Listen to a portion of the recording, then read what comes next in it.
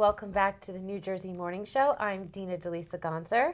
With the election fast approaching, ensuring that every voter is informed and empowered to participate is more important than ever. AARP New Jersey has been at the forefront of voter education, advocating for accessible and accurate information, especially for older adults. Joining us today is Chris Widelo, Associate State Director for AARP New Jersey, to discuss key issues facing voters, the resources available to help them to make informed decisions, and how to navigate changes in voting procedures. Chris, thank you for being here today. Thanks for having me. Of course. Now, Chris, let's start with the basics. What is AARP New Jersey's mission when it comes to voter education, and why is it so important, particularly for our older adults? Sure. So AARP, in general, we are a nonpartisan organization. We do not endorse any candidates, but we certainly work to educate voters on what they should do, how to vote on Election Day, which is incredibly important, making sure that they have accurate information and know where to go and what to do. And so AARP here in New Jersey, we've been very focused on this year on making sure candidates have that resource, and we've used our website as a way to communicate where you can vote, how you can vote. There's been some changes in how you vote in New Jersey. Yes. And so I think it's just really important that people understand the deadlines, the dates, and what they can do.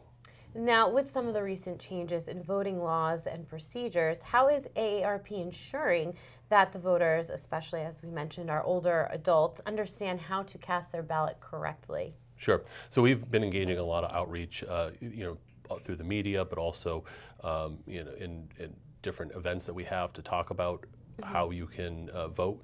Election Day is coming up. It's coming up on November 5th, and early voting starts this Saturday, the 26th, and will go on for a week and end on the following Sunday. And then you can also vote by mail in this election, and so you need to know that you need to have your ballot in by Election Day in one of the designated ballot boxes to vote by mail. So we do this not just through media, but we also do this through educational events, and then our website is a great resource at aarp.org/NJ votes.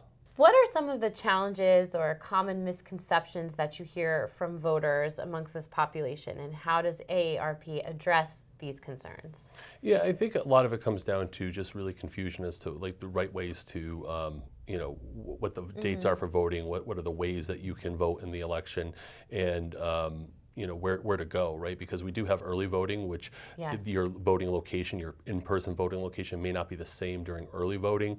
So it's not necessarily that there's people trying to discourage people from voting, but just making sure that you have all the information. Well, so you know there's so much information sometimes, and so many different places that can be overwhelming and confusing when it used to be just go down to your local municipal building and press the button. So I imagine, is it streamlining the information that's most important? That is really where it's at, making sure that people know what they can do on voting day, November 5th, when the early voting period is starting on the 26th of October and ending on November 3rd, and then also your ability to now vote by mail. You don't have to vote absentee, or you don't have to have a reason. You are just allowed to vote by mail. So requesting that ballot and then making sure that it's turned in on Election Day or by Election Day in one of the certified locations. Now, is fraud also a concern? Because I know that technology is new to some people, and they could be susceptible to, maybe being coerced into voting through an avenue that they shouldn't. Do you deal a lot with that, or is that not really a problem? We do hear a lot about that, and we do a lot of work on fraud in general, fraud and scams, and so during election season we often weave into what you need to know about voting and what things you should be on the lookout for. So we always say you should be searching the information yourself. Don't trust information's pushed to you. So you may get a text that says you should donate here. You really need to do your homework and go and seek out, is that the website that I really should be going to donate here to a candidate or to a cause? Also, if somebody calls and says, hey, you need to register to vote, you can do this by text, or you can do this over the phone with me now.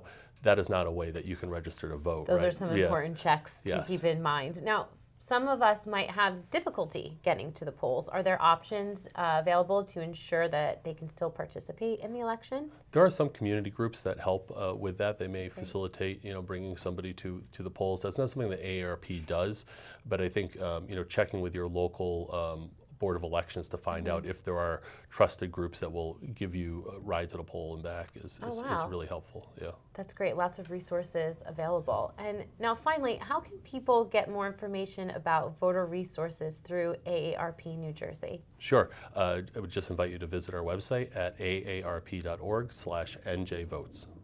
Well, thank you so much, Chris Widelo, State Director of AARP New Jersey. Thank you for being with us here today and for serving the older adult community and giving them the empowerment to vote. It's so important during this election season. Thanks, Dina. Coming up, we have all the best events lined up for a spooky season.